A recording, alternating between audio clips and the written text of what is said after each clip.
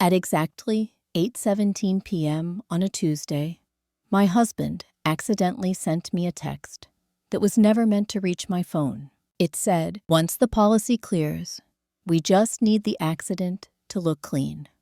$35 million is worth waiting for." There was a second line beneath it. "She trusts me completely. She won't see it coming." For about 5 seconds, I didn't breathe. I just stared at the screen, while the blue glow from my phone reflected against the kitchen counter, and something inside my chest quietly cracked open. Because I recognized the number he thought he was texting. It belonged to my best friend, the woman who had stood next to me at my wedding, the woman who called me sister for 12 years. And the moment I realized that, something cold and steady settled inside me. Not panic, not tears, clarity. If you've ever had a moment when your entire life flips upside down in a single sentence, you know what I mean. It doesn't explode. It doesn't shatter. It goes silent. And that silence is where the truth finally becomes undeniable. Before I tell you what I did next, I want to say something.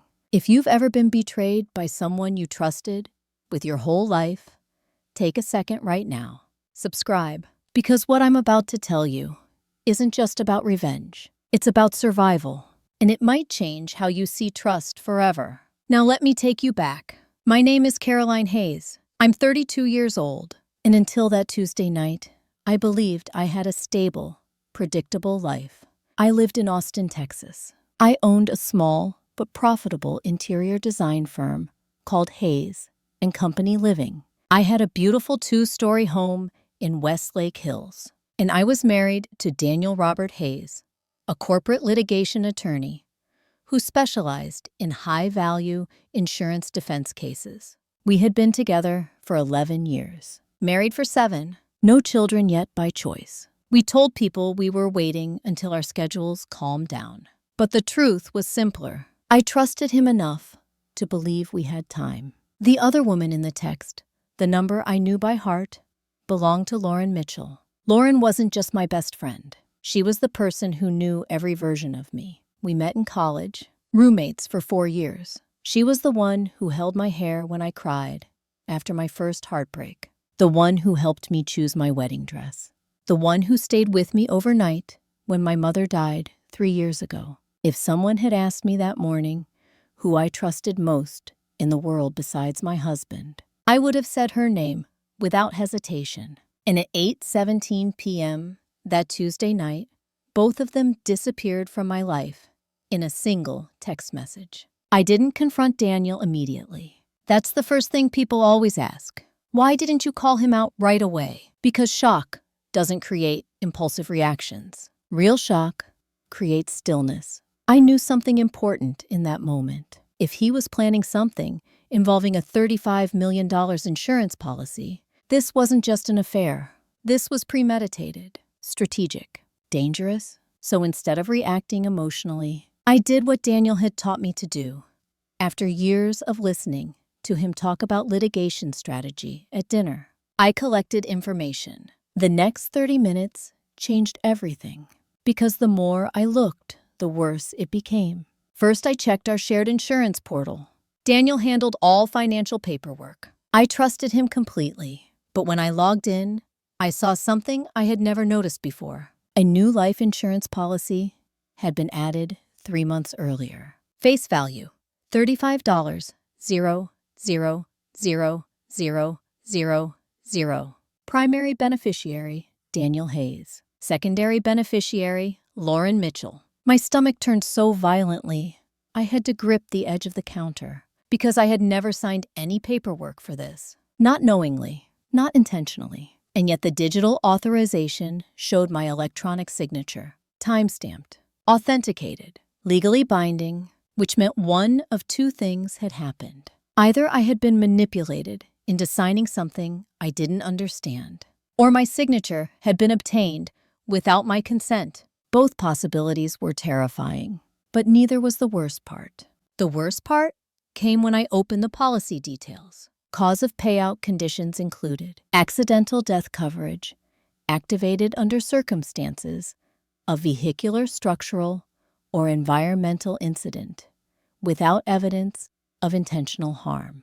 I read that sentence 3 times because suddenly the text message made perfect sense. They weren't planning to kill me directly. They were planning to stage an accident, something that looked natural, something that wouldn't trigger criminal investigation, something clean. That word from the text echoed in my head. Clean. My husband wasn't just cheating on me. He was planning my death with my best friend, and they had been planning it for months. I stood there in my quiet kitchen, surrounded by expensive countertops and carefully selected lighting fixtures I had personally designed. And for the first time in my life, I understood something deeply. Betrayal doesn't always come with warning signs. Sometimes it grows quietly in the background, smiling at you across the dinner table, hugging you at birthday parties, calling you family, until one day you accidentally see what they really are. At exactly 8:49 p.m., Daniel sent a follow-up text, this time to me. Running late? Big case meeting. Don't wait up. I stared at those words for a long time because that sentence, so ordinary, so casual, was the most terrifying part of all. It meant he was calm, unbothered, confident that I knew nothing, confident that he was in complete control. And in that moment, I made a decision that would change everything. I would not confront him.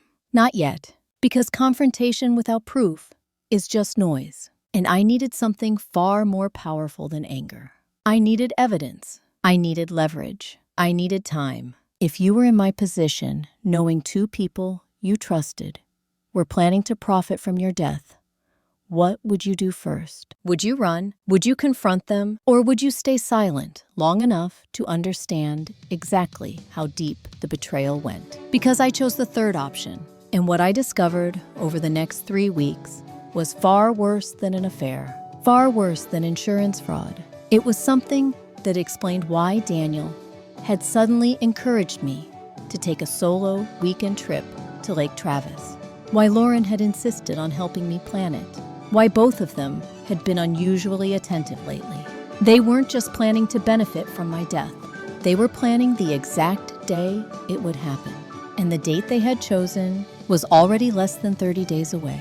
The date they had chosen was October 14th, a Saturday, exactly 26 days from the night I saw the text. I didn't find that date by accident. I found it inside Daniel's calendar. Because once you know what to look for, patterns start appearing everywhere. At 9:12 p.m. that same night, after Daniel said he was working late, I opened the shared family calendar on our home office computer. He used it for everything, Court. Deadlines, client meetings, travel plans, and there it was. A 3-day block highlighted in pale blue, labeled simply Sea Haze Lake, Travis Weekend. That was me, or at least the version of me they expected to cooperate.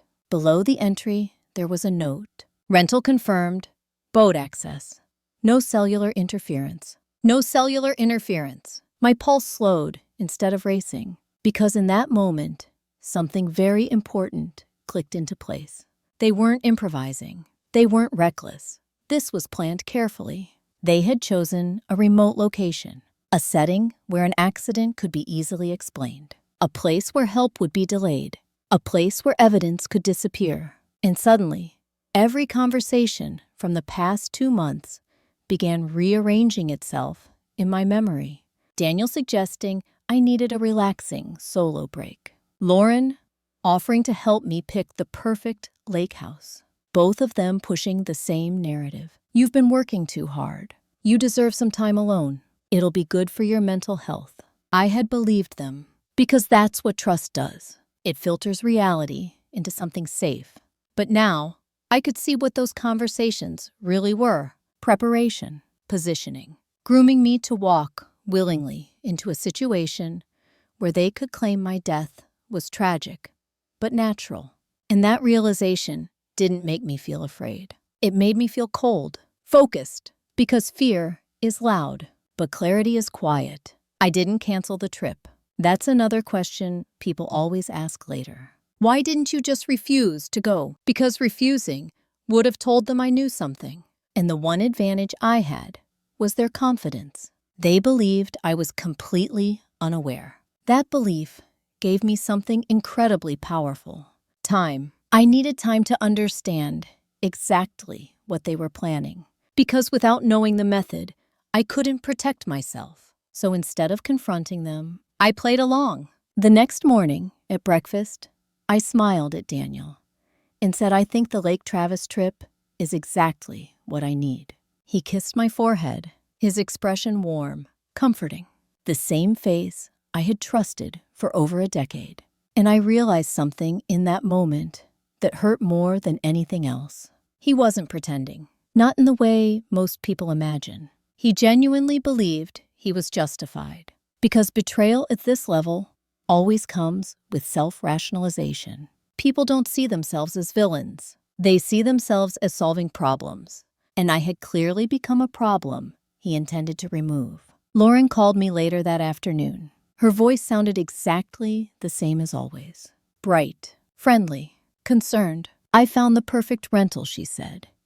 "It's secluded, beautiful, right on the water." Secluded. She said the word like it was a luxury, not a warning. I thanked her. I asked questions. I let her explain every detail, because every piece of information she volunteered was another piece of the puzzle. She mentioned something casually that she probably thought was harmless. "The owner said there's no cell service out there, but there's a satellite emergency radio inside the house." Emergency radio. I wrote that down mentally because it meant two things. First, they expected me to be isolated. Second, they had planned a backup narrative. If anything went wrong, they could claim I simply hadn't used the emergency equipment in time. That detail told me something critical.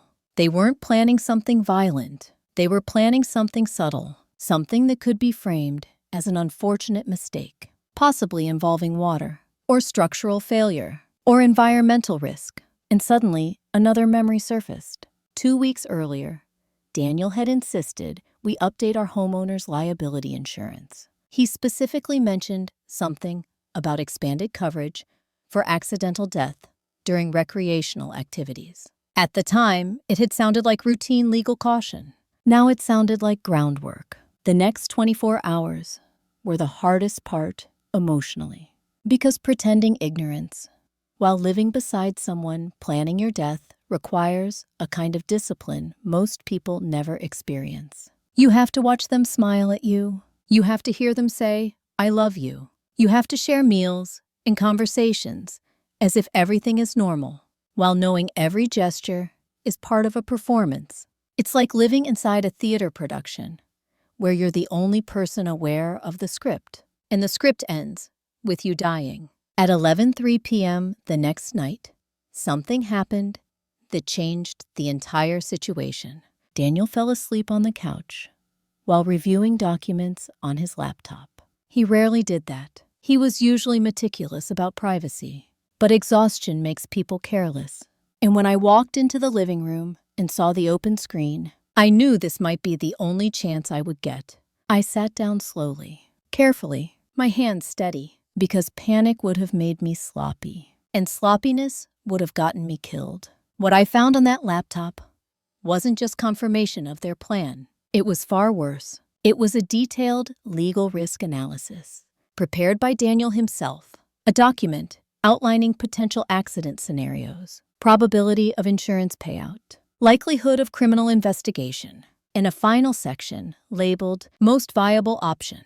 When I opened that section, my entire body went cold, because it described something I hadn't anticipated. Not a boating accident, not a fall, not a structural collapse. It described something much simpler, something that happens every year, something that would look completely natural. Carbon monoxide poisoning. The rental house had a gas-powered generator. Daniel had noted that it was located in an enclosed storage area attached to the main structure. He had written one sentence that I will never forget. Brief overnight exposure sufficient to ensure fatality without visible trauma. No visible trauma, no evidence of struggle, no suspicious injuries, just a tragic accident, the kind that barely makes the local news. I closed the laptop quietly, my heartbeat steady. Because now I knew exactly how they planned to kill me. And once you know the method, you can start planning your defense. But knowing the plan created a new, terrifying question. Had they already done this to someone else before? Because Daniel's analysis was too detailed, too confident, too practiced. It didn't read like theory. It read like experience. And that realization left me with one chilling possibility I hadn't considered yet. If he was capable of planning my death this calmly, what else might he have done in the past that I never questioned? And how many lies had I unknowingly lived beside for years? The Lake Travis trip was only 23 days away now, and I had just learned exactly how they intended to end my life. The question was no longer whether I could survive. The question was whether I could turn their plan against them.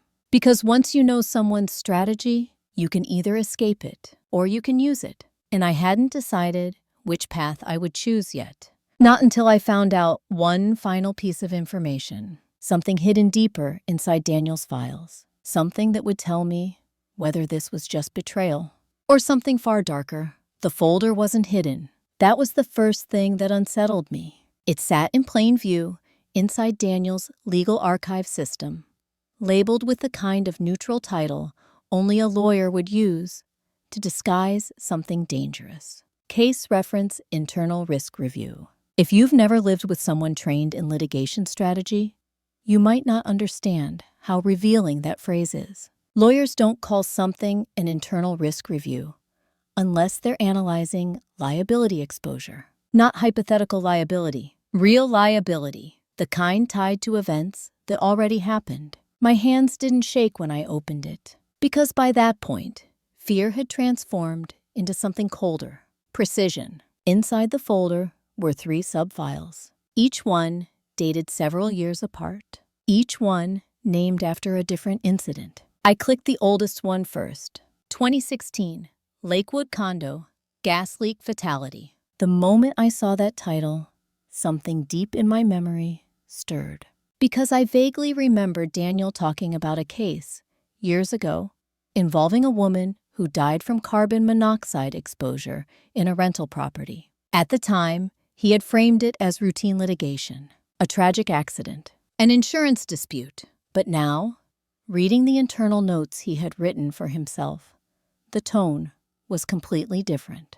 Analytical, detached, almost instructional. He had documented the exact environmental conditions that led to the woman's death, how long it took before symptoms became fatal, how investigators determined cause of death, what mistakes the property owner made that increased liability. And one sentence stood out with chilling clarity: low visibility injuries, minimal forensic complexity, high payout reliability. I leaned back in my chair slowly, because that wasn't the language of a grieving legal professional.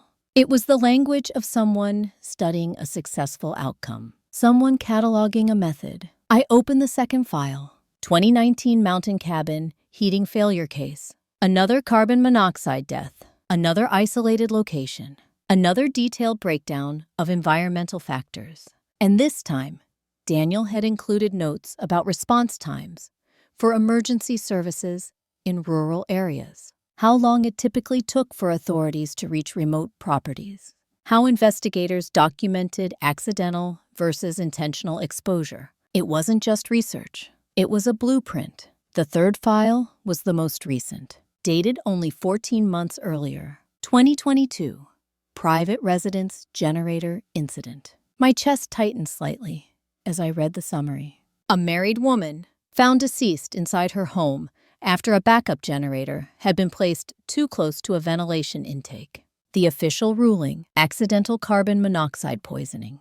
The husband had collected a $4.8 million insurance payout. No criminal investigation. Case closed. And in Daniel's notes beneath the summary, he had written something that made the room feel suddenly very small. Most legally resilient accidental death scenario when executed under controlled conditions. Executed? That word was deliberate, not theoretical, not hypothetical. Executed? And in that moment, the truth fully settled into place. Daniel hadn't just researched methods. He had studied real cases, refined patterns, identified weaknesses in investigative procedures. He had been preparing for something like this for years. And I wasn't the first person he had considered in that context.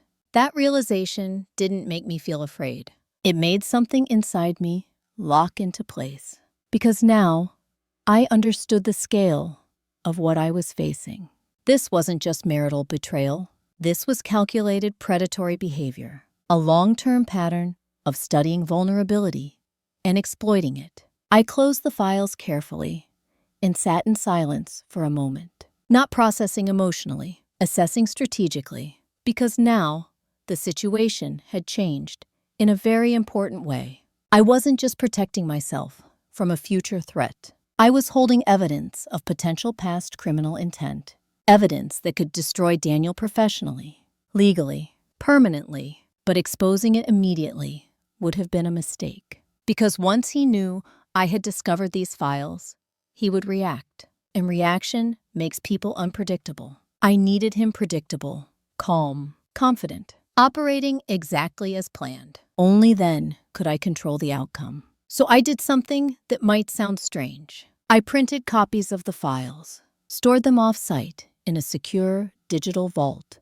through my attorney's encrypted cloud service. And then I erased all trace of my access from his system. When Daniel woke up the next morning, he had no idea anything had changed. He kissed me goodbye before leaving for work. He reminded me to confirm the Lake Travis rental details. His voice gentle, routine, normal. And that was the most unsettling part of all, because it meant he wasn't struggling with guilt. He wasn't conflicted. He wasn't hesitating. He was calm, because in his mind, everything was under control. That level of composure told me something critical. He believed he had already accounted for every possible risk, including me. What he hadn't accounted for was something very simple. I wasn't the same person he thought I was anymore. By the afternoon of that day, I had shifted fully into survival mode. I stopped thinking of Daniel as my husband. I started thinking of him the way he thought about his cases, as an opposing party, an adversary whose moves needed to be predicted, neutralized, documented, and eventually confronted. But before I could plan my next step, I needed to understand one final piece of the puzzle. Lauren, because Daniel's files explained his mindset, his preparation, his methodology, but they didn't explain why my best friend had joined him. Money alone rarely motivates betrayal at this level. There is always something deeper, something emotional, something personal. And until I understood her role fully, I couldn't predict her behavior. That opportunity came sooner than I expected. Because 2 nights later, while Daniel was showering upstairs, his phone lit up on the kitchen counter. Lauren's name appeared on the screen, and beneath it, a preview of a message that changed everything again. It said, "She still trusts you. That's why this will work. But we need to discuss the clause you added." Clause, not plan, not timeline. Clause, which meant there was something in the insurance policy I still didn't know about. Something legally significant, something Lauren clearly understood. And the moment I read that word, I realized something I hadn't considered yet. Lauren wasn't just Daniel's accomplice. She was actively involved in the legal structure of this plan, which meant she knew far more than I had assumed. And if she knew the legal details, then she might also know something else. Something about the policy's payout conditions that Daniel had intentionally hidden from me. The question now wasn't whether they were planning my death. I already knew that. The question was far more dangerous. What exactly did that clause say? And why were they worried about it now? Because whatever it was important enough to threaten their entire plan. And that meant it might be the one thing that could save my life. The word clause stayed in my mind all night. Not because it was complicated, but because of how specific it was. Lauren hadn't said, "We need to discuss the plan." She hadn't said, "We need to talk about timing." She said, "We need to discuss the clause you added." That meant one thing. There was a legal detail inside the insurance policy that mattered more than anything else. And Daniel hadn't told me about it, which meant he assumed I would never read the fine print. That assumption would turn out to be his biggest mistake. At 6:40 the next morning, after Daniel left for work, I logged back into the insurance portal.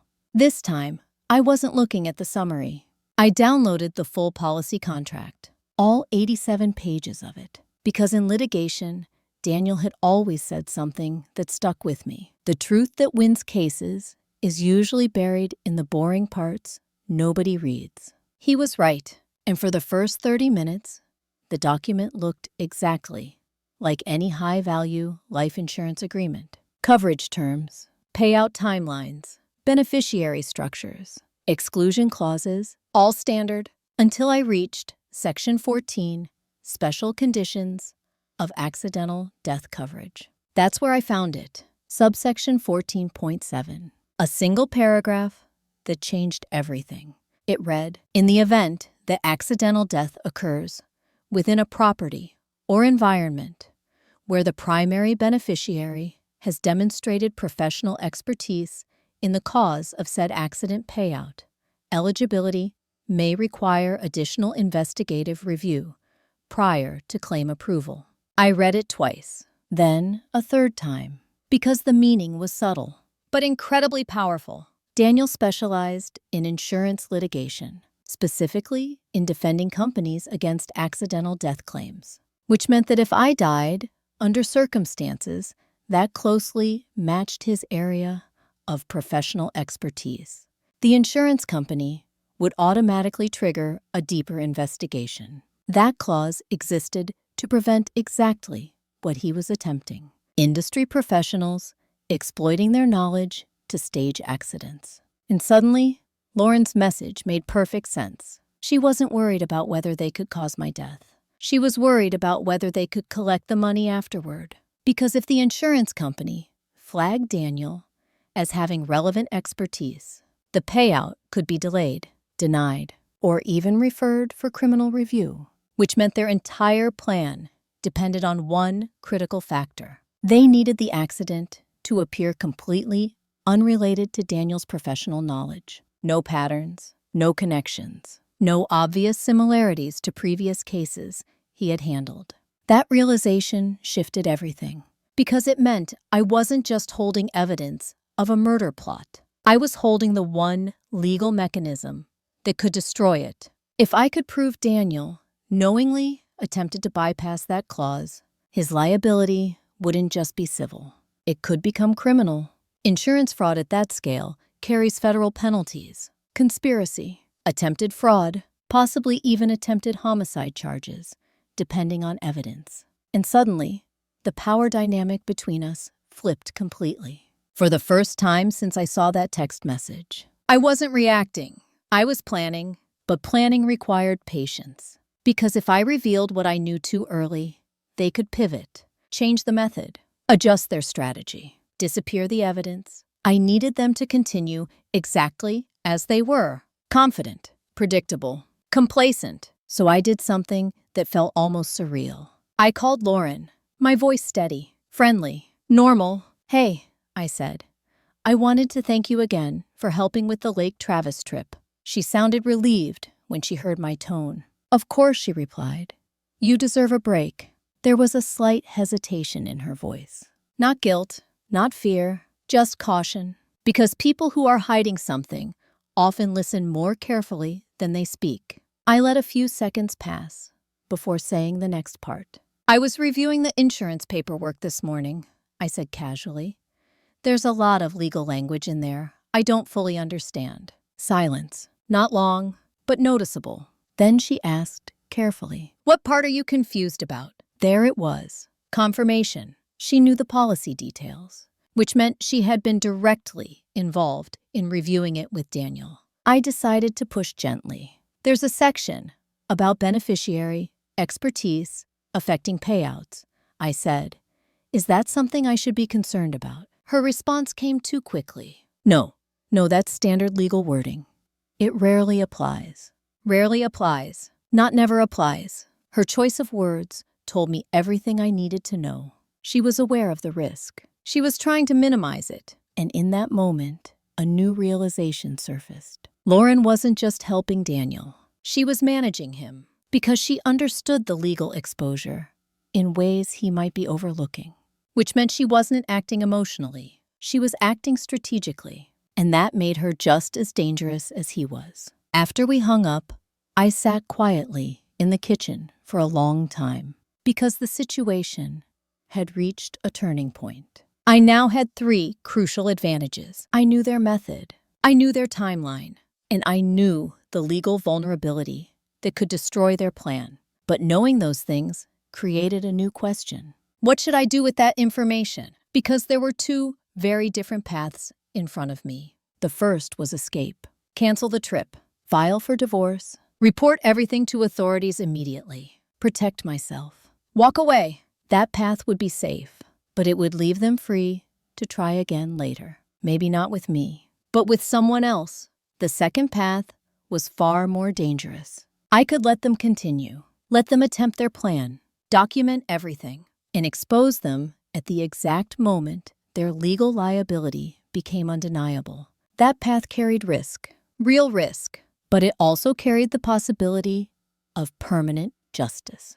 Not just for me, but for anyone they might target in the future. If you were in my position, knowing someone you trusted planned to profit from your death, which path would you choose? Safety and escape, or controlled exposure that could end the threat completely? I thought about that question for 2 full days. I weighed every outcome, every consequence, every risk, and by Friday evening, I had made my decision. I wasn't going to run. I wasn't going to confront them prematurely. I was going to let their plan proceed, but under conditions they could never anticipate, because they believed they were controlling the situation. They believed I was unaware. What they didn't know was that the Lake Travis trip they had planned so carefully was about to become the biggest legal trap they had ever walked into. And by the time they realized it, it would already be too late to escape. The decision to stay silent wasn't emotional. It was strategic. Because once you understand that someone is planning to harm you for financial gain, you stop thinking like a victim. You start thinking like a witness. And witnesses don't react impulsively. They collect proof. The first thing I did after deciding to let the plan continue was contact someone Daniel would never suspect. My attorney. Not a divorce lawyer, not a criminal defense specialist, but a forensic financial attorney named Michael Aaron Brooks. He had handled a complex fraud case for my design firm 3 years earlier, and I trusted him for one simple reason. He never panicked. He only asked questions. At 9:05 a.m. the following Monday, I sat in his office across from a large glass window overlooking downtown Austin and told him everything.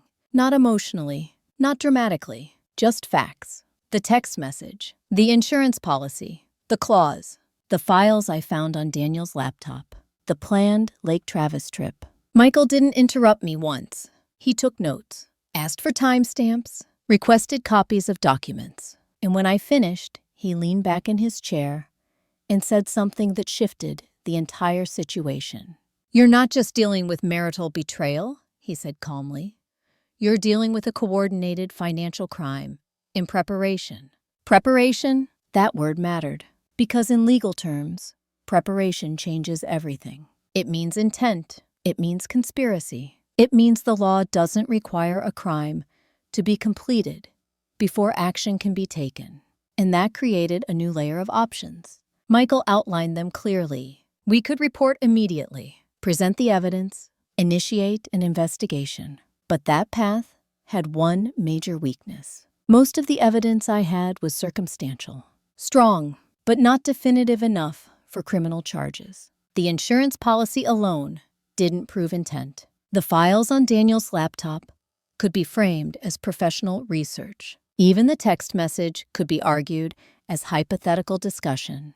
To secure criminal liability, we needed something much stronger. We needed proof of action, not just planning. That's when Michael said something that made my decision fully solidify. "If they believe you're still cooperating," he said, "they will eventually cross a line where their intent becomes undeniable. Crossing that line would mean taking concrete steps toward executing their plan, steps that could be recorded, documented, legally verified. And once that happened, their defense would collapse completely. But allowing them to reach that point required extreme caution, because it meant staying close to people who intended to harm me. Michael didn't sugarcoat that reality. "This is dangerous," he said plainly. "But if you're willing to proceed carefully, we can control the outcome." Control. That was the key word. Because I didn't want revenge driven by anger. I wanted justice built on evidence. So we began planning. The first step was protection. Michael arranged something Daniel would never detect: a covert legal safety mechanism called a preemptive affidavit. That afternoon, I signed a sworn legal statement detailing everything I had discovered: the text messages, the insurance policy, the files, the planned trip, the suspected method. The affidavit was notarized, time-stamped, filed with a secure legal registry that would automatically release it to authorities if anything happened to me. Which meant one thing: if Daniel or Lauren tried to harm me, their plan would immediately trigger an investigation. They wouldn't just lose the insurance payout. They would face criminal exposure. That single document shifted the power completely. Because now, I wasn't just surviving. I was protected. But protection alone wasn't enough. We also needed evidence of their active participation. And that required something very specific: a recorded conversation. Not vague, not hypothetical, but clear proof that they intended to cause my death.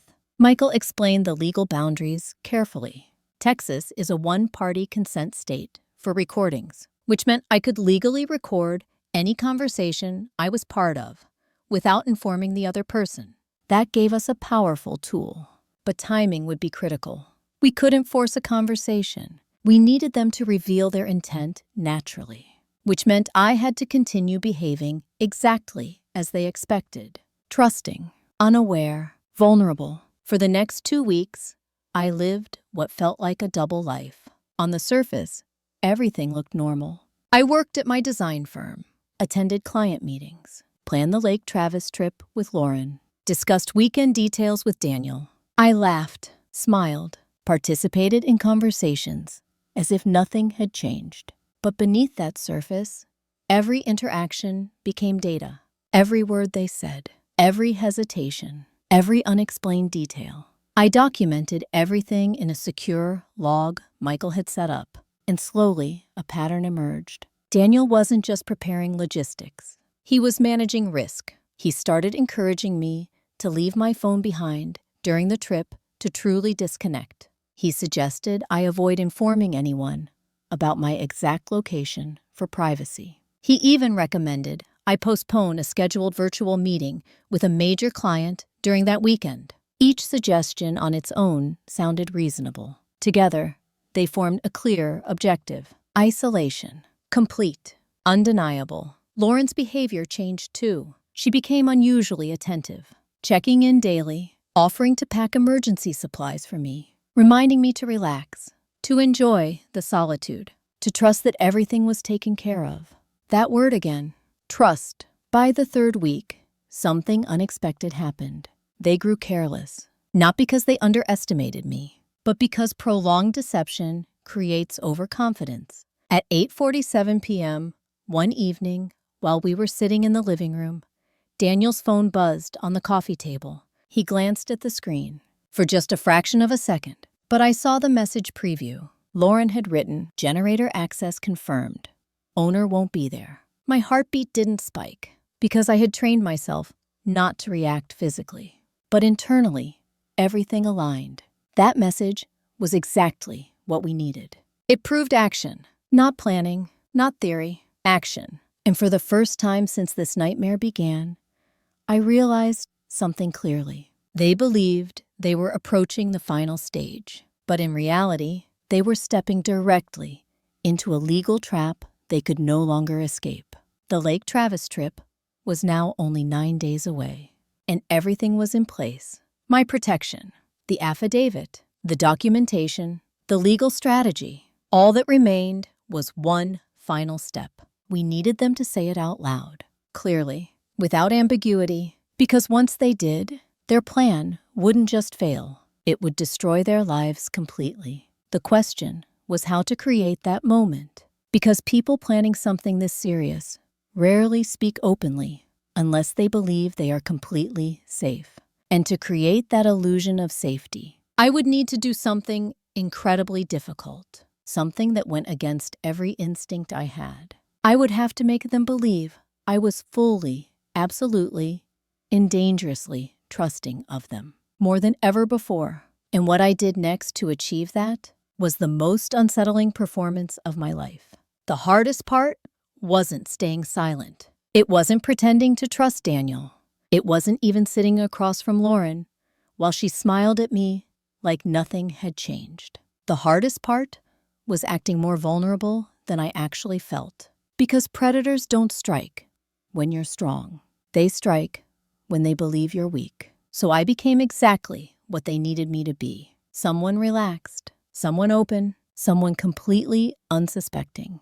3 days after Lauren's message about the generator access, I invited both of them to dinner. My idea, my suggestion, and that alone lowered their guard more than anything else. Because from their perspective, someone planning to escape or fight back doesn't initiate social gatherings. They withdraw. They become distant. They behave cautiously. But I did the opposite. I cooked Daniel's favorite meal, lemon rosemary chicken. I opened a bottle of wine Lauren liked. I laughed easily. I asked casual questions about work. I even mentioned how excited I was about finally taking time away from everything. I really need to disconnect, I said lightly.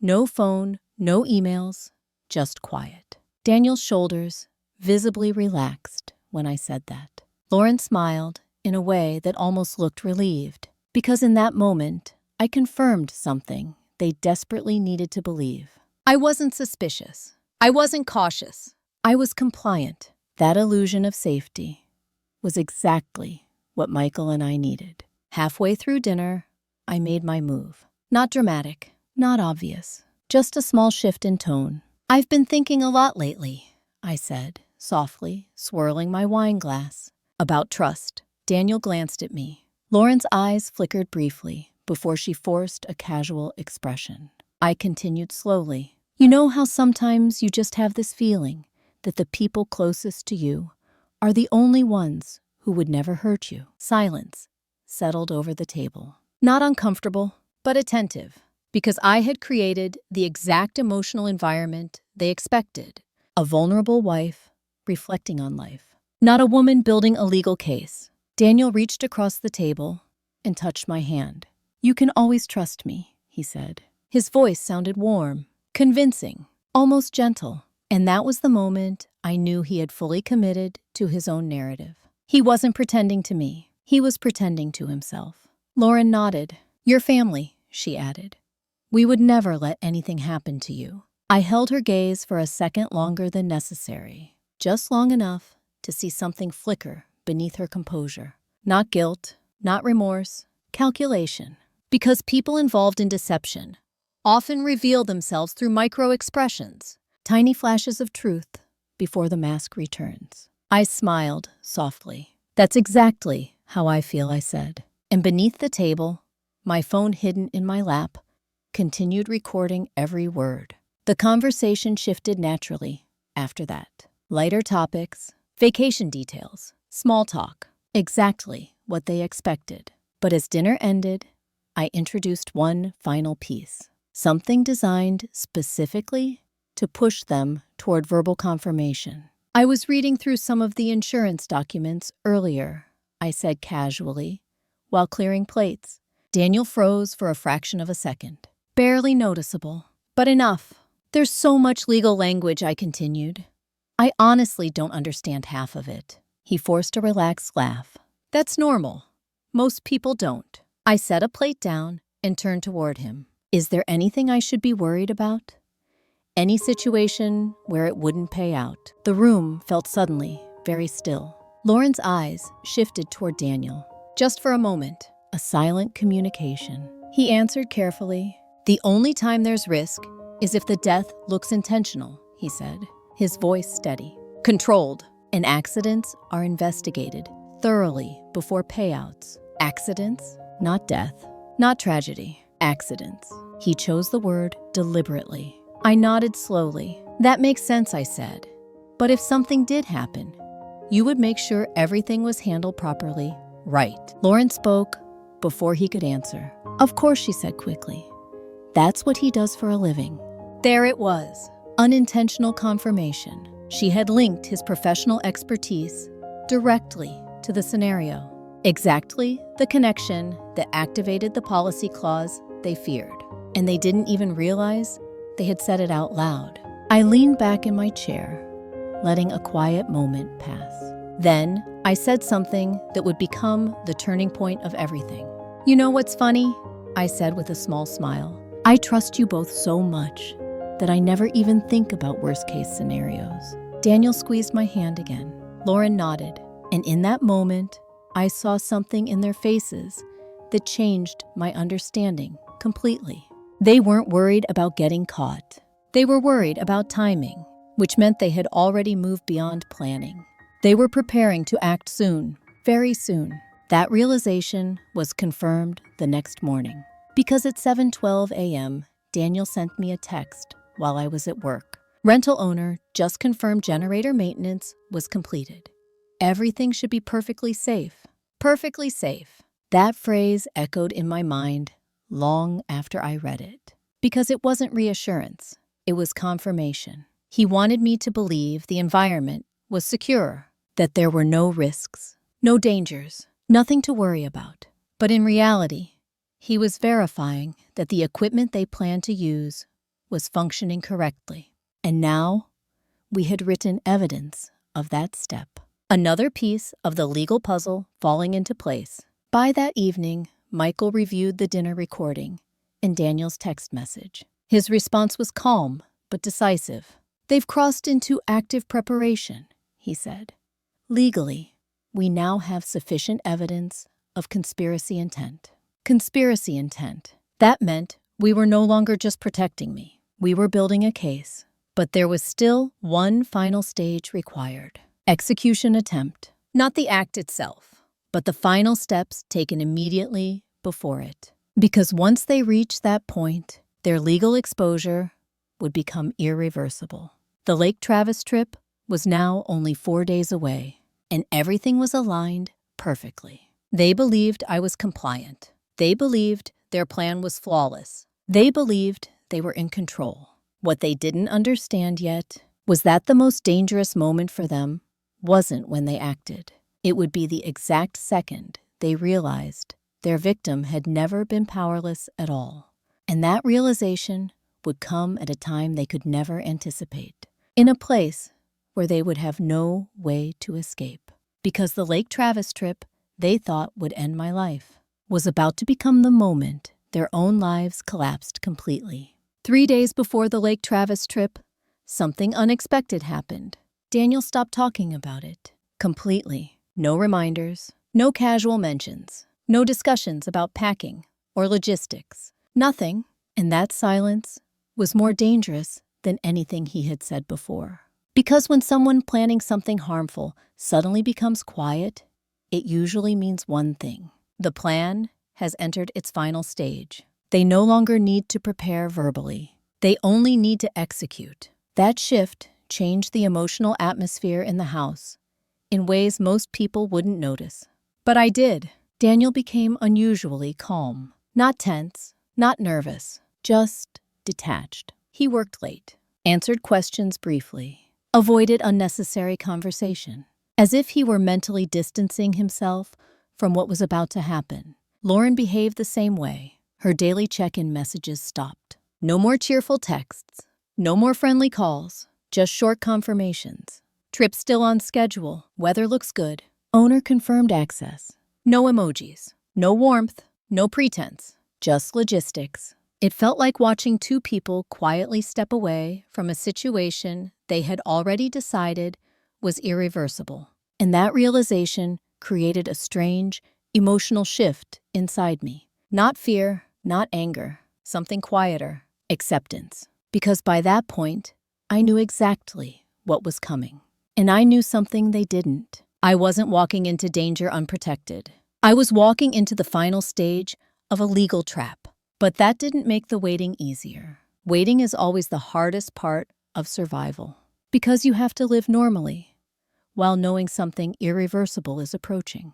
You have to share space with people who intend to harm you. You have to sleep beside them, eat meals with them, speak to them calmly, all while your mind remains fully alert. That kind of silence changes how you see everything. Small details become magnified. Daniel's footsteps in the hallway at night, the way he double-checked the travel itinerary, how he cleaned out his car trunk 2 days before the trip. That detail stood out the most. He didn't explain why he was doing it. He just did it quietly, methodically, as if preparing for something he didn't want anyone to question. I watched from the kitchen window as he removed items one by one.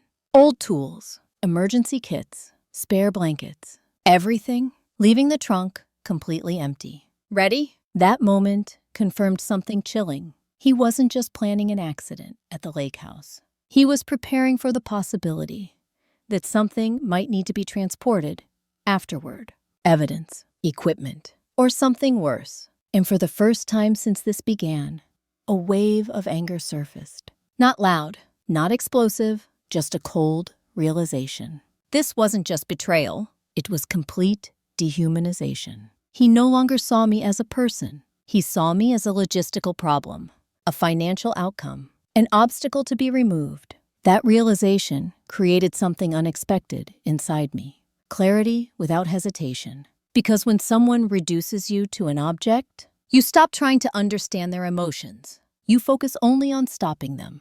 The next morning, Michael called with an update. "Everything is ready on our end," he said. Authorities had been discreetly alerted through legal channels. Not enough to trigger intervention yet, but enough to ensure rapid response when the final evidence appeared. The affidavit was secured. The recordings were verified. Documentation was time-stamped. All that remained was the final stage, which required one thing: their direct involvement in initiating the conditions of the accident. That would happen at the lake house, and it would happen soon. After the call, I sat alone in the living room for a long time. The house felt different now. Not unsafe, not threatening, just empty. Because emotionally, my marriage had already ended. Trust had already died. What remained was only the final legal and physical closure. That afternoon, something happened that almost broke my composure. Lauren stopped by unexpectedly. She said she wanted to drop off a small care package for my trip. Her tone sounded almost normal, friendly, but her eyes didn't match her voice. They looked tired, tense, like someone carrying the weight of a decision they couldn't undo. She handed me a small bag. Inside were snacks, a flashlight, a portable battery pack, and a handwritten note that read, "Take time to breathe. You deserve peace." I stared at those words longer than I should have, because they revealed something complicated. Not guilt, not remorse, but something close to self-justification, as if she needed to believe that what they were planning wasn't entirely cruel, that it was somehow necessary or deserved. That moment made me understand something deeply. People capable of betrayal at this level rarely see themselves as villains. They create narratives, stories that make their actions feel logical, fair, even righteous. And Lauren had clearly created one. What I didn't know yet was what that narrative was, why she believed this was acceptable, why she had crossed a line that most people never approach. But I would learn that soon enough, because 2 hours after she left, Daniel finally broke his silence. He came home early, sat down across from me at the kitchen table, and for the first time in weeks, he spoke about the trip directly. "Are you still comfortable going alone?" he asked quietly. The question sounded innocent, but I understood its real meaning. This was his final confirmation, his last opportunity to assess whether I was suspicious, whether I might cancel, whether his plan was still viable. I looked at him calmly. "I trust you," I said. Those 3 words changed everything. Because trust, once weaponized, becomes the most dangerous illusion of all. He nodded slowly, relief visible in his posture. And in that moment, I realized something critical. They were no longer testing the plan. They were committed. The silence was over. Execution was now inevitable. The Lake Travis trip was only 48 hours away. And for the first time since this began, I felt something unexpected. Not fear, not anger, something steadier. Resolve, because the next stage wouldn't require pretending anymore. It would require precision, timing, control. And once it began, there would be no turning back for any of us. What Daniel and Lauren didn't understand yet was that the most dangerous part of their plan wasn't the generator. It wasn't the isolation. It wasn't the staged accident. It was the silence they believed protected them. Because in that silence, I had been preparing something far more powerful than survival. I had been preparing justice, and they were only hours away from walking directly into it. The morning of the Lake Travis trip felt strangely calm. Not tense, not dramatic, just quiet. The kind of quiet that settles over a situation when everything that can be planned has already been decided. I woke at 6:02 a.m., the same way I always did. Daniel was already in the kitchen, making coffee. He smiled when he saw me. "Big weekend," he said lightly. His voice sounded normal, routine, almost affectionate. And that was the most unsettling part, because he wasn't pretending anymore. He had fully convinced himself that what he was doing was justified, that I was simply a problem with a financial solution. I smiled back. "Yeah," I said, "I think it's exactly what I need." The performance between us had become effortless by then. 2 people acting out familiar roles, while knowing those roles were about to end permanently. He helped me load my suitcase into the car, checked the tire pressure, verified the gas level. Small gestures of care that would have looked loving to anyone watching. But to me, they looked like something else entirely. Preparation, efficiency, logistics. At 7:18 a.m., just before I left, he hugged me tightly. Longer than usual. And for a brief moment, I felt something I hadn't expected. Not sadness, not grief, but a strange sense of finality. Because in that moment, I knew something with absolute certainty. No matter what happened next, our lives would never intersect again. Not emotionally, not legally, not in any meaningful way. That chapter of my life had already closed. What remained was only the outcome. I drove to Lake Travis alone, the sky clear, the roads quiet, every mile creating distance, not just from home, but from the illusion of safety I had lived in for years.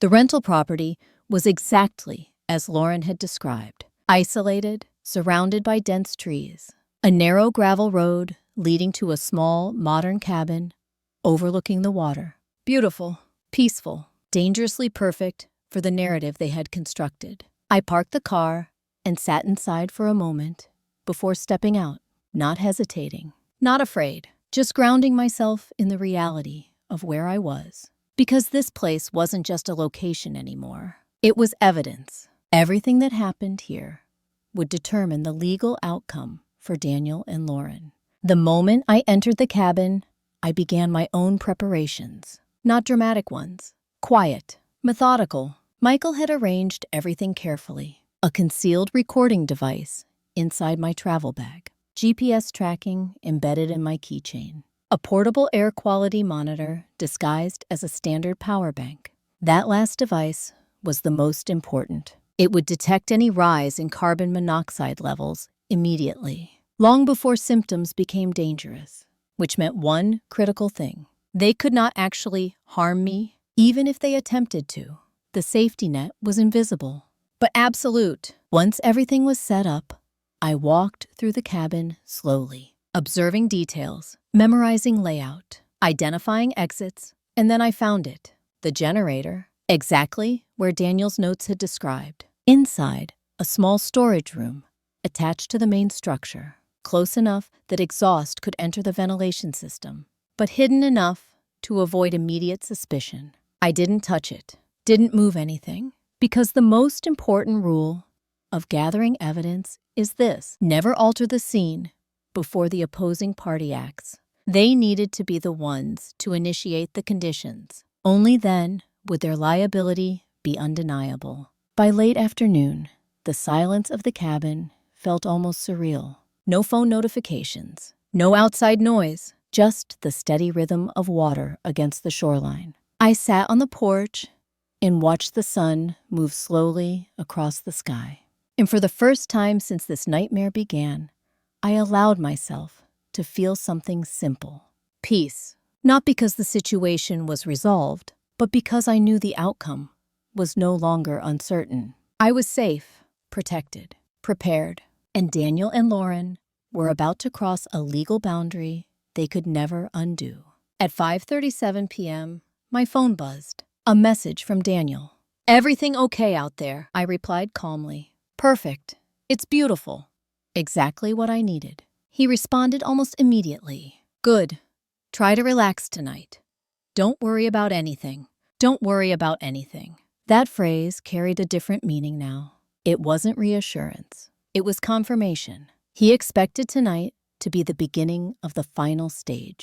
At 6:12 p.m., another message arrived. This one from Lauren. "Remember to run the backup generator if the power flickers.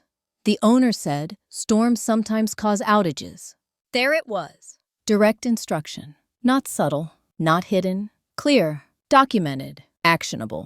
I took a screenshot immediately, forwarded it to Michael's secure system, because that message alone demonstrated participation. It linked her directly to initiating the conditions of the planned accident. The sun began to set, the air cooled, and the cabin lights flickered once, twice, right on schedule, because of course, they would have planned that detail too.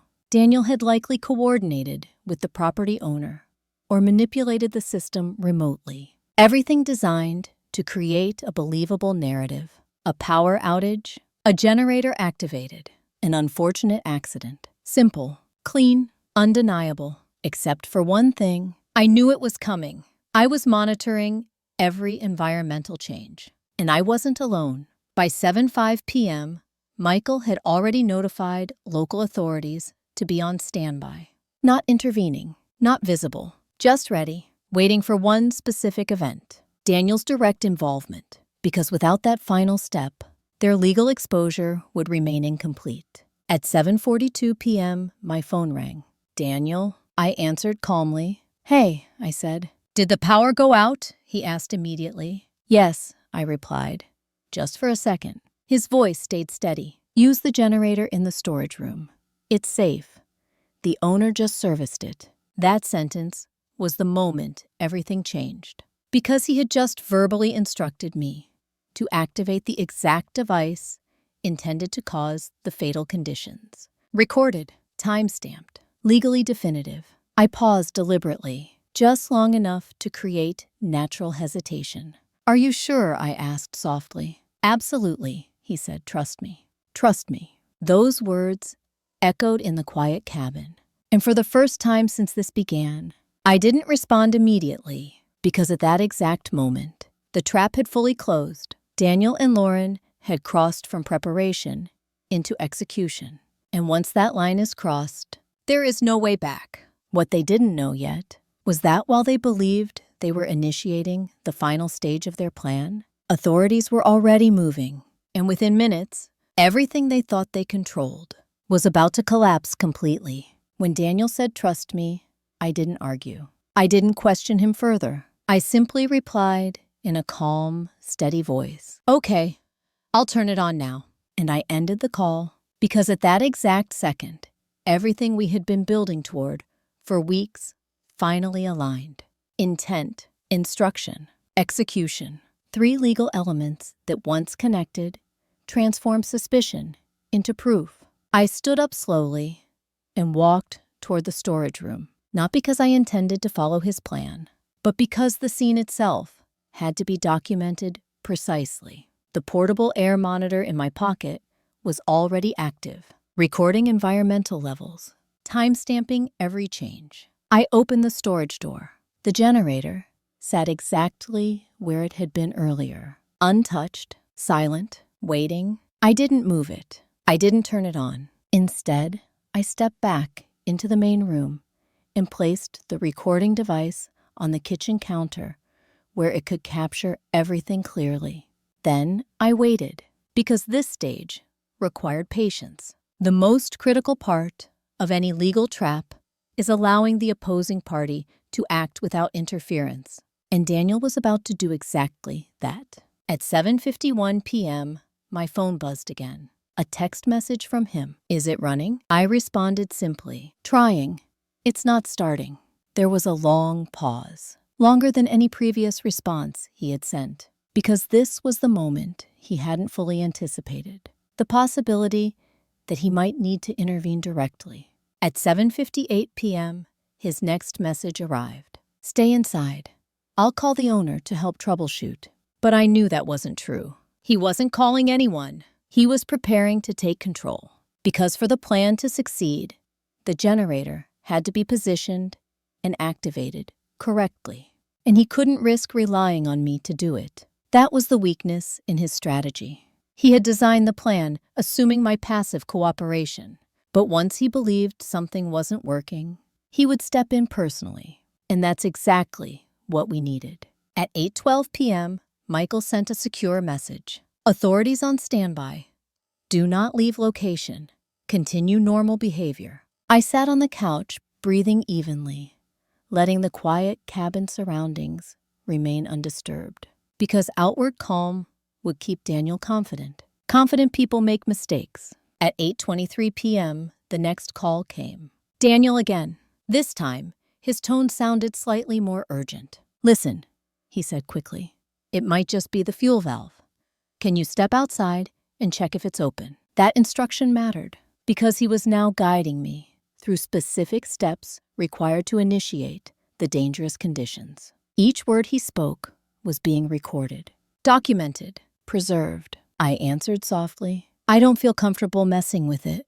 It's dark out there. A pause. Then he said something that sealed everything. Okay, stay inside. I'm about an hour away. I'll come fix it. That sentence changed the entire legal landscape because he had just confirmed intent to travel to the scene to physically initiate the conditions himself. Conspiracy had now escalated to direct action. I thanked him calmly, hung up, and sat in silence, waiting. The next hour moved slowly. The sky darkened completely. The lake became a black mirror, reflecting nothing. And the cabin lights remained steady because I had deliberately left the generator untouched. At 9:31 p.m., headlights appeared at the end of the gravel road. Daniel's car. He parked quickly, walked toward the cabin with controlled urgency. Not panicked, not emotional, just focused. The way someone approaches a task they've rehearsed mentally many times. I opened the door as he reached the porch. Hey, I said softly, as if relieved to see him. He smiled reassuringly. It's okay, he said. Probably just a simple fix. His calmness in that moment revealed everything. Because he wasn't worried about me. He wasn't worried about safety. He was worried about execution. He walked directly past me into the storage room without hesitation, without inspection, without testing the air quality. Because he already knew exactly what he intended to do. And that's when the final stage began. I stayed in the living room, the recording device active, capturing every sound, every movement, every word. From inside the storage room, I heard him move the generator. He spoke quietly to himself, checking valves, adjusting position, and then clearly audibly, he said something that would later become the most damning piece of evidence in the entire case. This should be far enough inside to work. He wasn't talking about power output. He was talking about exhaust exposure. That sentence alone proved intent. Not accident, not negligence, intent. At 9:37 p.m., the generator started. A low, mechanical hum vibrating through the walls. And almost immediately, The portable monitor in my pocket detected a slight rise in carbon monoxide levels. Still safe, but measurable, documented, irrefutable. I stood up slowly and walked toward the storage door. Not to stop him, not yet, because this moment needed to be witnessed, not just recorded. I opened the door quietly. He turned startled for a split second, then forced a reassuring expression. "Everything's fine," he said. "Just needed adjustment." That was the final confirmation, because he was actively maintaining the false narrative, even while creating the dangerous conditions. I looked at him calmly and said the words he never expected to hear. "Daniel, you should turn it off." His expression changed instantly. Not confused, not concerned, but calculating. Because in that moment, he realized something. I wasn't reacting like someone unaware. I wasn't coughing. I wasn't panicking. I wasn't weak. I was composed, and that composure broke his illusion of control. "Why?" he asked cautiously. I held his gaze steadily. "Because authorities are already on their way." Silence. Absolute. Heavy. And in that silence, everything collapsed. The calm confidence. The carefully constructed plan. The belief that he controlled the situation. For the first time since this began, Daniel looked afraid. Not of me, but of the realization that he had just walked into something he could not undo. Within seconds, the distant sound of approaching sirens cut through the quiet night. Soft at first, then unmistakable. Because once intent is proven, the law doesn't wait. And as the flashing lights reflected across the dark water of Lake Travis, Daniel finally understood something he had never considered. The most dangerous part of his plan was never the generator. It was the assumption that his victim would remain powerless. And in that moment, that assumption shattered completely. The first police cruiser reached the gravel driveway at 9:44 p.m. Its headlights cut through the darkness like a blade. Not dramatic, not chaotic, just steady, undeniable presence. Daniel stood frozen in the storage room doorway when he heard the tires crunch against the gravel. For the first time in 11 years of knowing him, I saw his composure break. Not violently, not emotionally, but in a subtle, unmistakable way. His shoulders stiffened, his breathing changed, and his eyes, the eyes of a man who had built his entire career on controlling legal outcomes, suddenly lost certainty. Because certainty depends on predictability, and nothing about this moment was predictable anymore. 2 officers approached the porch calmly. No sirens, no weapons drawn, just professional restraint. Because they weren't responding to an emergency. They were responding to evidence. One officer knocked once before stepping inside. "Mr. Daniel Hayes," he asked. Daniel didn't answer immediately. His legal instincts were already calculating options. But there were none left. Not with a running generator positioned in an enclosed space. Not with recorded instructions directing me to activate it. Not with his presence at the scene documented. He swallowed hard. "Yes," the officer nodded. "We need you to step outside. No accusations. No confrontation. Just procedure." Daniel walked past me without looking at my face. That detail stayed with me later. Because in that moment, he didn't see me as his wife. He saw me as evidence. As the person who had destroyed his control. And control had always been the only thing he truly valued. Once he stepped outside, everything unfolded quickly.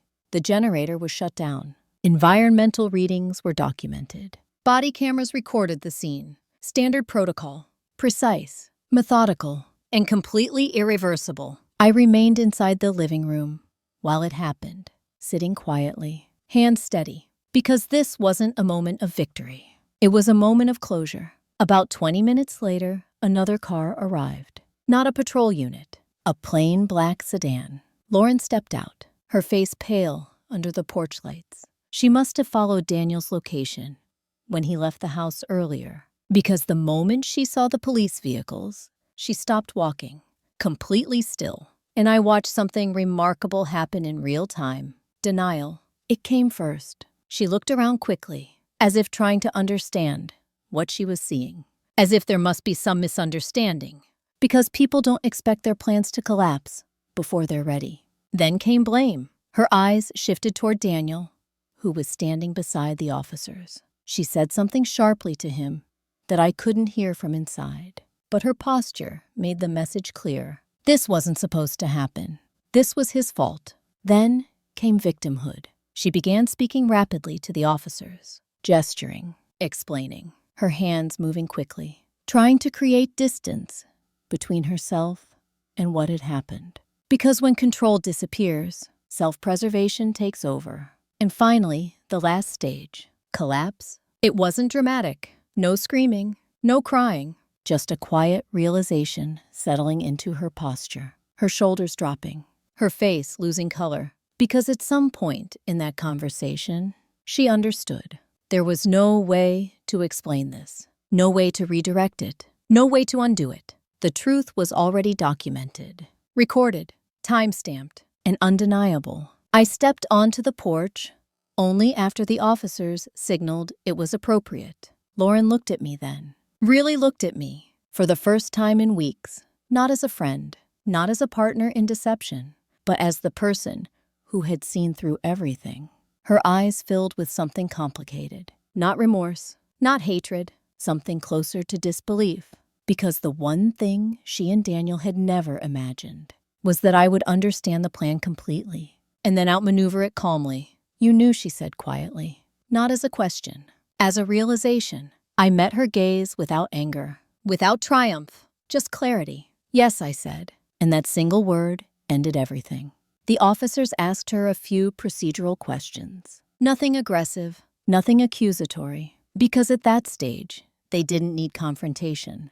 They had evidence, and evidence speaks louder than any argument. Daniel never spoke to me that night. Not once. He remained silent, watching everything unfold with the detached awareness of someone who understood exactly what his legal situation had become.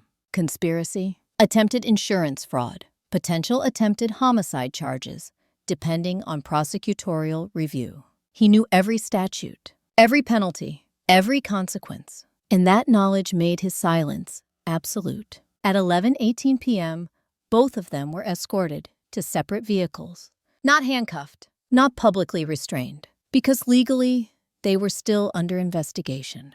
But their freedom, as they had known it, was already over. As the cars drove away down the dark gravel road, the lake returned to silence.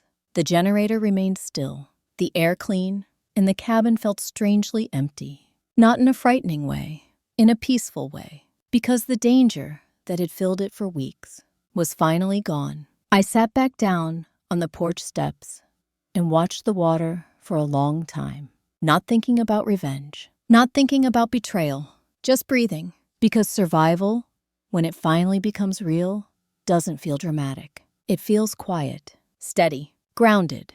Michael called just after midnight, his voice calm as always. "It's over," he said. And he was right. The legal process would take months, possibly years. But the most important part had already happened. The truth had been spoken, clearly, out loud, documented in a way that could never be erased. And once truth reaches that point, there is no path back to deception. The night air cooled as the first hint of dawn began to appear over the horizon. And for the first time since 8:17 p.m. on that Tuesday weeks ago, I felt something I hadn't allowed myself to feel. Relief, not because they were gone, but because I was finally free. Free from uncertainty, free from fear, free from the illusion that trust alone protects you. Because the hardest truth I learned through all of this was simple. Betrayal doesn't always come from strangers. Sometimes it comes from the people who know exactly how to hurt you the most. But survival doesn't come from anger. It comes from clarity. And clarity had saved my life. What I didn't know yet was that the final consequences for Daniel and Lauren would reach far beyond legal charges. Because when a betrayal this deep becomes public, it doesn't just destroy relationships. It destroys reputations, careers, entire identities. And the full weight of that collapse was only beginning to unfold. The first official letter arrived 19 days after the night at Lake Travis. It came by certified mail, thick envelope, formal header, the kind of document that doesn't contain surprises, only confirmations. I knew what it was before I opened it, because once criminal investigations reach a certain stage, outcomes become predictable, not emotionally, legally. Inside the envelope were 3 separate notices. The first confirmed that Daniel Hayes had been formally charged. Conspiracy to commit insurance fraud. Attempted fraudulent claim under a high-value life insurance policy. And most significantly, attempted homicide under Texas Penal Code, Section 15.01. The language was cold, precise, unemotional. It didn't describe betrayal. It didn't describe intent in emotional terms. It described actions, evidence, timeline. Because the law doesn't care about motives. It cares about proof, and Daniel had left proof everywhere. Recorded instructions, travel records, financial documentation, insurance policy alterations, location data placing him at the scene. Each element alone might have been explainable. Together, they formed a pattern that no defense could dismantle. The second notice concerned Lauren Pierce. Her charges were slightly different. Criminal conspiracy, aiding and abetting attempted insurance fraud, financial collusion. Because she had not physically activated the generator, her legal exposure was narrower. But her involvement in planning and documentation was undeniable. And the third notice was the one that mattered most to me. A formal statement from the insurance provider. The $35,000,000 policy had been immediately suspended. Not because of my claim, but because the insurer had opened its own internal investigation. High-value policies are monitored closely. Any irregular activity triggers automatic review, and Daniel's recent actions, changing beneficiaries, increasing coverage tiers, altering claim structures, had raised red flags weeks before the Lake Travis incident.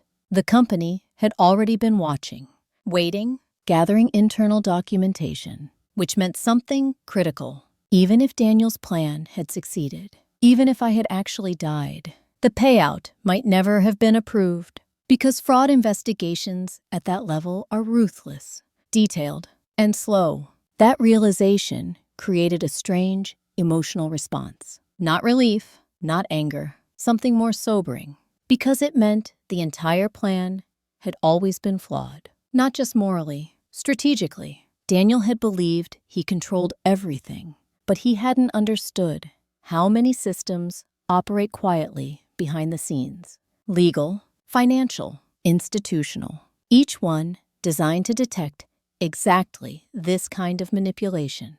And once those systems activate, there is no negotiation, only consequences. The trial process began 6 months later. It wasn't dramatic. No shouting, no emotional confrontations. Just a series of structured legal proceedings.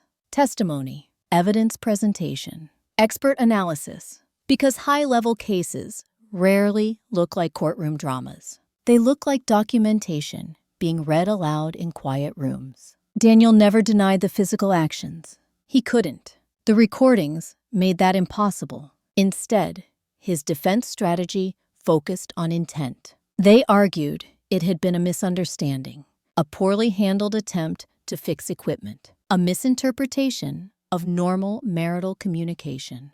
But intent leaves patterns, and patterns don't lie. Michael testified for nearly 2 hours, methodically walking through timelines, financial changes, policy modifications, communication records. He didn't use emotional language. He didn't need to. The facts spoke for themselves. And when the jury heard the recording of Daniel's voice saying, "This should be far enough inside to work," the entire room fell silent, because no legal argument can override a defendant's own words. Lauren's trial followed a separate path. She initially attempted to claim coercion, saying Daniel had pressured her, manipulated her, convinced her the situation was necessary. But text records revealed something different. Messages discussing payout distribution, planning conversations weeks before any alleged pressure. Active participation, not reluctant involvement. Her defense collapsed quickly. And when she finally took the stand, she didn't look at me once. Not out of shame, out of recognition. Because she knew I had seen through every layer of deception before she even realized it was happening. The verdicts came almost exactly 1 year after that night at Lake Travis. Daniel was convicted on all major charges, sentenced to 22 years in federal prison with additional civil penalties pending. Lauren received 8 years for conspiracy and fraud-related charges. Both of them lost professional licenses permanently. Daniel was disbarred. Lauren's financial certifications revoked. Their careers ended completely. Not gradually, not quietly, immediately. Because professional ethics boards move faster than courts. They don't wait for appeals. They act on documented misconduct. And once your credibility collapses in those systems, it never returns. Public records ensured their reputations would remain permanently altered. Online profiles erased. Employment histories terminated. Professional networks severed. Not out of revenge, out of institutional protocol. Because trust is the currency of those industries. And once trust is destroyed, access disappears. I didn't attend the final sentencing hearing. I chose not to. Not out of avoidance. Out of clarity. Because I didn't need to see their punishment to understand it existed. Justice doesn't require witnessing. It requires completion. Instead, I spent that morning somewhere else. A quiet location overlooking Lake Travis. Not the cabin, a public shoreline. Open, bright, peaceful. I stood there for a long time watching the water. The same water that had reflected police lights that night. Now calm, unremarkable, as if nothing extraordinary had ever happened. And that contrast taught me something important. Life moves forward, regardless of trauma. It doesn't pause. It doesn't memorialize pain. It simply continues. And healing isn't about forgetting what happened. It's about understanding that what happened no longer controls you.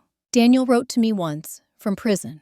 A short letter, no explanations, no justifications, only one sentence that stayed with me. I never thought you would see through me. That line revealed everything.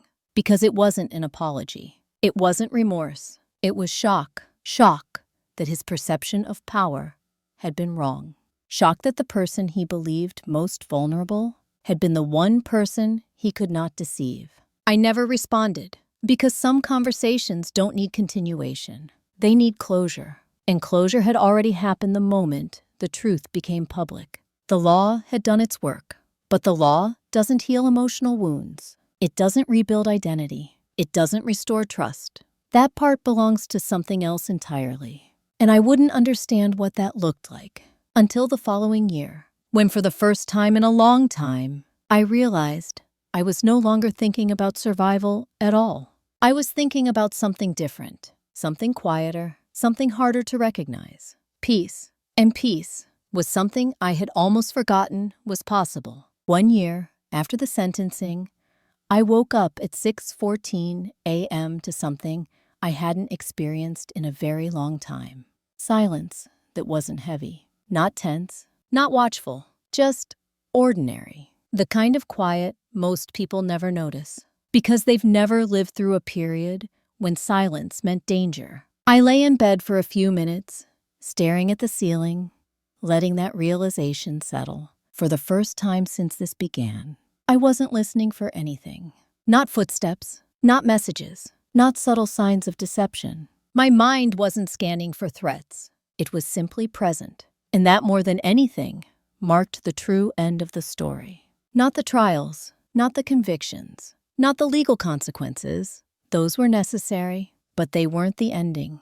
The real ending was this moment. The moment when survival no longer defined my daily existence. I had moved to a new city 8 months earlier. Not to escape, not to hide, but to rebuild in a space that held no memories of betrayal. No shared routines, no emotional echoes. Just a clean landscape where my identity existed independent of what had happened. I found an apartment overlooking a wide stretch of river. Not isolated, not symbolic, just peaceful. Some mornings, I sat on the balcony with coffee and watched people walk along the path below.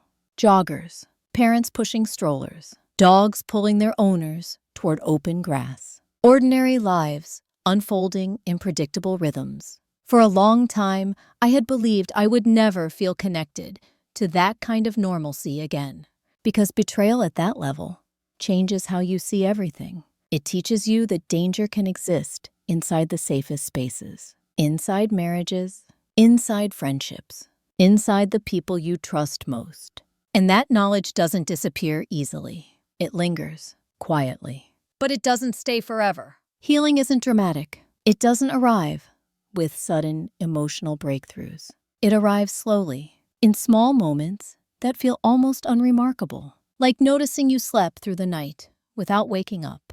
Like realizing you went an entire day without thinking about what happened. Like laughing at something unexpectedly and recognizing that the laughter feels real. Not forced, not fragile, just natural. Those moments accumulated over time, gradually, steadily, until one day I realized something important. The betrayal hadn't destroyed me. It had stripped away illusions. And without those illusions, I understood myself more clearly than I ever had before. I understood what trust actually meant. Not blind faith, not emotional dependence, but something far stronger. Trust is built on consistent actions, on transparency, on mutual respect. And once you understand that, you stop confusing familiarity with safety. You start recognizing red flags earlier. You start setting boundaries faster. You stop negotiating with behavior that makes you uncomfortable. That clarity changed every relationship in my life, not just romantic ones. Friendships, professional interactions, even casual social connections. Because once you've experienced deep betrayal, you stop tolerating subtle forms of disrespect. You stop minimizing discomfort. You stop explaining away behavior that doesn't align with your values. And surprisingly, that doesn't make life colder. It makes it calmer. Because clear boundaries eliminate constant emotional uncertainty. About 6 months after moving, something unexpected happened. I began to feel curious again. Not about the past, about the future. What kind of life I wanted to build. What kind of relationships I wanted to cultivate. What kind of work would feel meaningful. Curiosity is an important milestone in healing. Because curiosity means you're no longer focused on survival. You're focused on growth. I eventually returned to consulting work. But this time, I specialized in risk assessment for high-value insurance fraud prevention. Not because I wanted to stay connected to my past, but because I understood the systems from both sides. I knew how manipulation worked. I knew how fraud patterns developed. And I knew how institutions could detect them more effectively. That work felt purposeful, not reactive, not driven by anger, driven by clarity, because helping prevent harm is very different from seeking revenge. Revenge keeps you connected to what hurt you. Prevention allows you to move beyond it, and that distinction mattered. I never remarried, not because I feared relationships, but because I no longer viewed partnership as a requirement for fulfillment. I dated occasionally, met people, had conversations that were open, honest, and calm. And for the first time in my life, I understood something deeply. Being alone is not the same as being lonely. Loneliness comes from disconnection. Aloneness can come from self-sufficiency. And self-sufficiency feels peaceful. One evening, almost 2 years after the Lake Travis incident, I received a call from Michael. His voice sounded lighter than usual. "Just wanted you to know," he said, "the final civil case closed today. All proceedings are officially complete." I thanked him. We spoke for a few minutes about ordinary things, work updates, mutual acquaintances. Then we ended the call, and after I hung up, I realized something surprising. I didn't feel relief, because relief implies tension releasing. I felt something quieter, completion, like closing a book whose ending you already understood. That night, I walked down to the river path near my apartment. The air was cool, the water reflecting soft city lights, people passing by in comfortable silence, and I stood there, watching the current move steadily forward. Water never stops moving. It doesn't hold on to obstacles. It doesn't circle back to what it has passed. It continues, and in that moment, I understood something that had taken years to fully accept. My life had not been defined by betrayal. It had been defined by my response to it. Because survival alone isn't the final victory. Rebuilding is creating a life that feels calm, stable, and self-directed. That is what justice actually looks like. Not courtroom verdicts, not punishments, but the quiet ability to live without fear. To trust your own judgment. To wake up in the morning and feel safe inside your own life. Before I left the river that night, I took a slow breath and let one final realization settle. Daniel had believed that my value could be measured in a dollar amount. $35,000,000. A number that once represented danger now meant nothing. Because the most important truth I learned through all of this was simple. You cannot place a price on a life built on self-respect. And you cannot destroy someone who refuses to surrender their clarity. If you've stayed with me through this entire story, I want to leave you with one question. Not about revenge, not about betrayal, but about yourself. If someone tried to define your worth through control manipulation or silence, would you recognize it early enough to protect yourself? Because the most powerful form of justice isn't what happens in court. It's what happens inside you. The moment you decide that your safety, your peace, and your dignity are not negotiable. If this story felt close to something you've experienced, or if it helped you see your own situation more clearly, share it with someone who might need to hear it. And remember this, you are never powerless when you trust your instincts, seek the truth, and refuse to surrender your voice. There's another story, Waiting One, about a woman who discovered her husband had been secretly rewriting his will for years. You might recognize parts of yourself in that one too. But for now, this is where my story ends. Not with revenge, not with anger, but with something far stronger, peace.